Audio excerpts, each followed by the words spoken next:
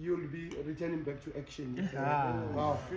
Okay. No, but it's fine. Yeah, after the World Cup, I mean, the bar has been raised. Expectations, obviously, from the nations are very high. Are the girls ready to live up to those expectations? Look, the expectations never stop. It's always been there. I think already the expectation getting into the national team is high. And then, obviously, we know we're a results-driven country, and the fans don't expect anything less. And all I can say is that this team will put in that effort, will put in that performance to possibly get the result that we want. And we're coming up against the highly rated USA. I mean, they've won the World Cup too many times. When you look at the rankings of Banyana after the World Cup, does that give our team a boost to, match that level? Look, it really gives us a boost. We know when we play against the better ranked countries, we have to get positive results to also increase our ranking. This team has shown, at the World Cup, that they can mix it with the best. Yeah, you have, they might not have won the World Cup, but for me, they still ranked up there with the best.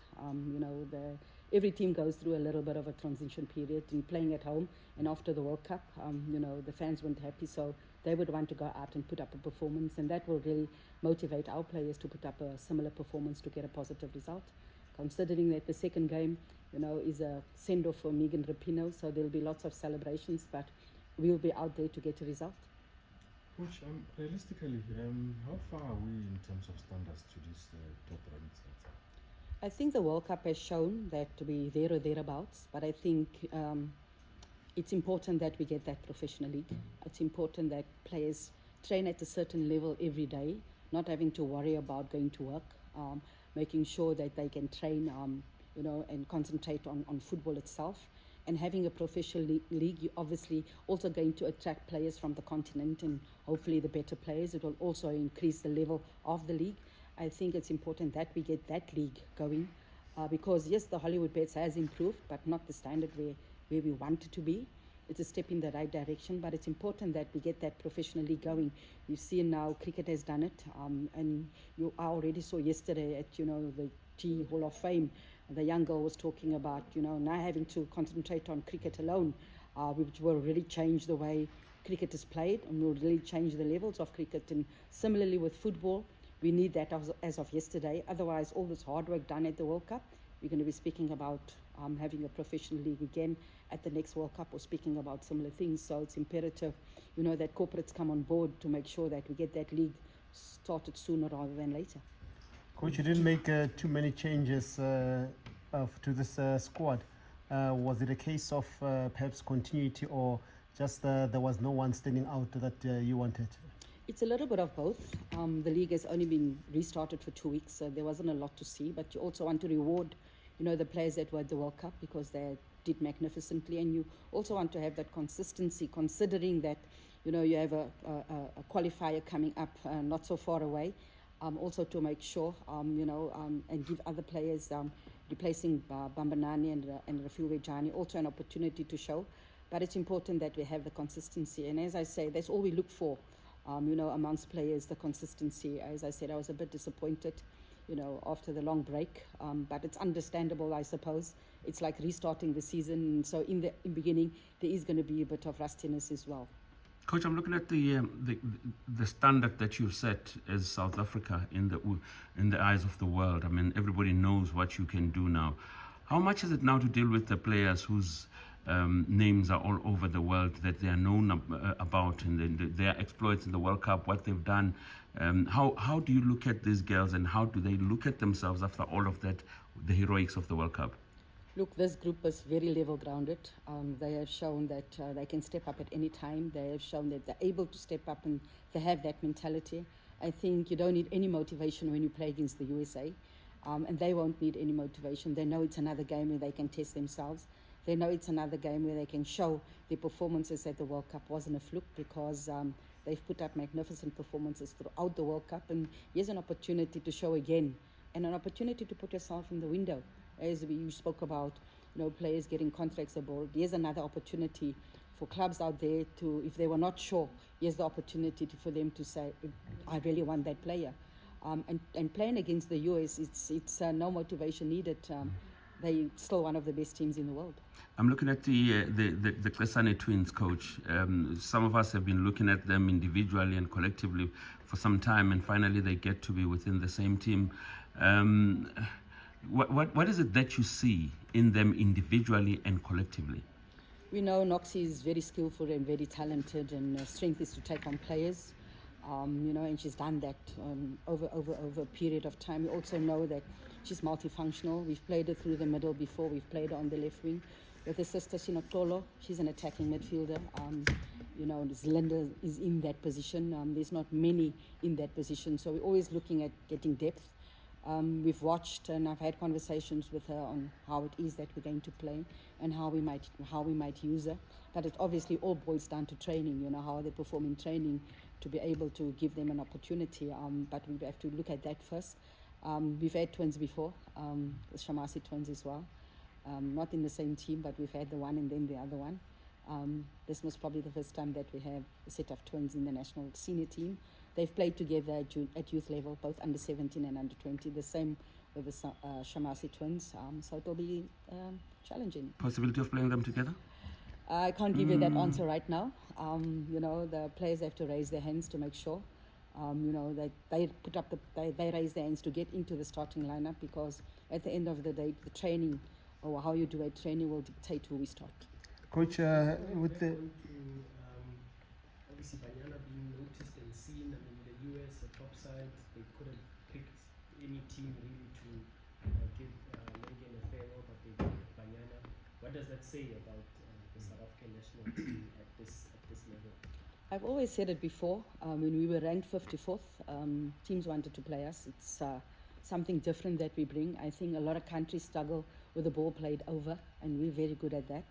A lot of countries struggle to break us down, and I think in the past the US struggled to break teams down, and before the World Cup in 2019 we played them, and when I spoke to Desiree Ellis, she said, they struggle to break teams down, and playing against us, we have that compactness. The same with the Netherlands coach back then, Mark Parsons, because we were still in pre-season, we hadn't started our league. He said similar things. We hold on to the ball, we play that ball behind, which they struggle with, so that's what we bring. We can create opportunities. That is what we bring to challenge other teams, and I think our ranking doesn't do justice to how we play, but unfortunately that is the way the rankings is, and I think maybe we need to have another look at the rankings. We beat 36th ranked Costa Rica. South Korea was so highly ranked at the World Cup, lost in the World Cup to Morocco as well. So, the rankings don't do justice to the quality of the teams. And I think especially for countries on the African continent, if you don't get to play outside of the continent, your ranking doesn't really go up, because just Nigeria is higher ranked than us. If you lose to an opponent, you actually drop a lot of points. So, going forward, we need to play the better countries to try to keep that momentum as well, but also to challenge and test ourselves all the time.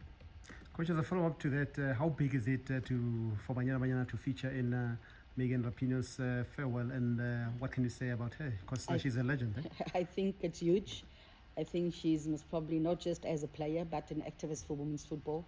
She's been huge in the world, throughout the world, and has done magnificently for the USA, and for us to be part of that, it's incredible. I think a lot of the players that's played before and players that are currently playing have looked up to her, not just as a player, but as an activist, and I think she's been huge for women's football. So we're really blessed to be part of that send-off of hers, and hopefully we can make it not such a good send-off. Coach, fresh from the World Cup, and given the fact that Banyana set the bar high as far as the African teams that were in the competition are concerned, can you say that it's maybe a little bit premature to say that the group, including the coaching staff, are under pressure to defend their WAFCON crown, because you performed well at the World Cup and you set records, etc.? I think WAFCON is very far away. It's only next year, but we have a final qualifier in November, December. We only look at what's right in front of us right now to prepare for that, because you first want to make sure that you qualify before you actually go to the tournament. We have obviously we have the COSAFA, we have the Olympic qualifying, then we have the WAFCON qualifier, and the USA is idle preparation to get us ready for that. Make no mistake, there is going to be pressure in going back to the WAFCON and or wanting to retain it, because that is the most difficult. Everybody wants to knock you off, but the group is very level-headed. They take it in their stride and face what's ahead of them, and then carry on with what happens after. So there is going to be pressure, not just from the fans, but from everybody else. Coach, the absence of Bambanani and Fifi, how big of a blow is it to Banyana Fedo? I think it's huge. They've shown the quality that they bring, but I also think that the players that we've selected, Desiree has shown her qualities. She came in for Bambanani during that match, and we brought Wendy in place of Jermaine at the time, but Kolosa has also shown that she can step up. Robin has shown that she can step up. Pungeka has shown that she can step up. So it's all up to these players now to step up. And like we always say, when we bring in players, we want to make sure that we create that depth for situations like this. Because it's not just one player, it's two really good players, two top players, but each and every player in our squad is a key player. But you rightfully say that they are top players, and I'm sure others are saying, here's an opportunity for me to get more game time. Here's an opportunity for me to show the coach when she selects again. Maybe I need to be in the starting lineup. And coach, I'm interested to really find out in terms of what would you put it down to in terms of why are we in this position of like the game is not being funded. And the reason I'm asking this, you keep on bringing up the fact that you guys have to prove yourselves. And is it in line with the funding? Do you think that you guys have to prove yourself that you're worthy of the funding? And obviously you mentioned the cricket; they reached the finals of the World Cup earlier this year. Is it in line with the funding, the fact that you have to prove yourselves? I'd like to be in the room with sponsorship people, because you know, you want a product that's going to give you mileage, and I think Banyana has done that. 2 successive Olympics, 2 successive World Cups, 4 successive COSAFA Cups, a successive WAFCON finals, and winning it, finally getting to the last 16. I'm not sure what still needs to be done. Maybe someone can tell us, you know, what it is that they're looking for as corporates out there, because Cecil took a brave decision when they went out of men's football. They were sponsoring the under-23 team, better known as the Amaglugluc. They were sponsoring them and came in and took a brave decision. And as a sponsor, I think they're extremely happy. And I think the other sponsors must be thinking we missed out, you know. So maybe some sponsorship gurus need to tell me what more needs to be done, because this team has shown their worth and their quality over and over. Thank you so much, Coach. Thanks, Coach. Yep.